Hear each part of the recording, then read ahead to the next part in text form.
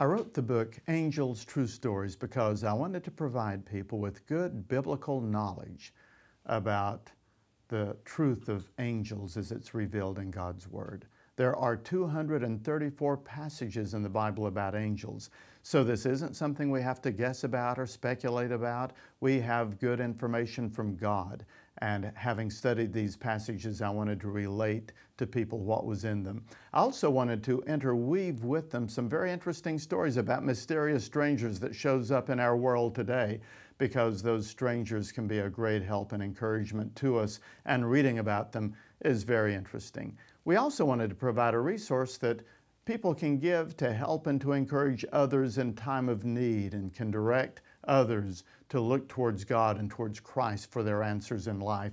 And we wanted to provide a handful of great verses to memorize, such as the verse in Psalm 90 that says, God will station His angels around us to guard us in all of our ways. When we memorize these verses about angels that we've provided in this book, then it's an uplift to us day and night. The most interesting thing that I learned while researching this book is how commonplace angels are in the Bible.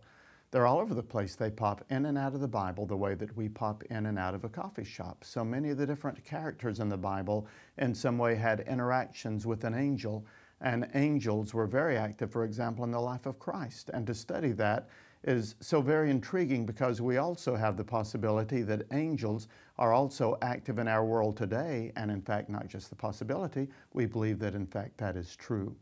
I was very interested in two verses in the book of Hebrews. Hebrews, near the end of the Bible, is a book that opens and closes with two of the Bible's greatest verses about angels. One is in the first chapter, the other is in the last chapter. In the first chapter, there's a verse that tells us what angels do for us. It says in Hebrews 1:14, "Are not all angels ministering spirits sent to serve those who inherit salvation?" This tells us what angels are. They are spirits, they are ministering spirits, and it tells us what they do.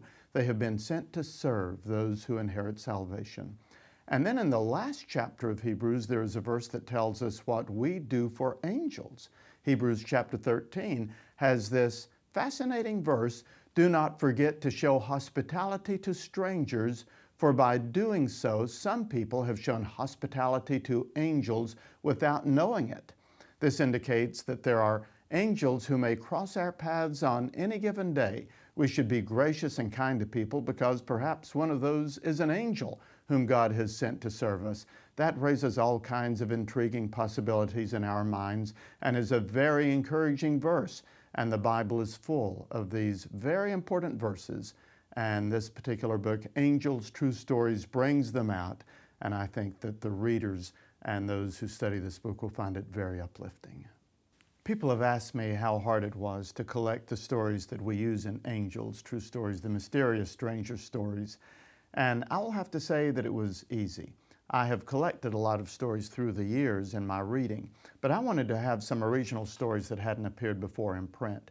And so some of those stories have come out of my 32, 33 years of pastoral experience, as I've stood by the bedsides of people who died, or as I've talked to people who had various dangerous situations they were involved with.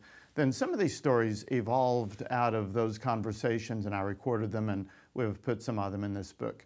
But other of the stories came because in speaking engagements, before I would give an address, I would tell the audience, I said, you know, I'm working on a book about angels, and I know that a lot of people have stories that they can't quite understand or explain, mysterious stranger stories, and I'd like to get those. And I received stories from so many people that were credible stories, that were verifiable, that were interesting, and that sounded suspiciously like angelic involvement in people's lives. Some of them were from missionaries and from people working overseas for the Lord, who had just truly remarkable stories.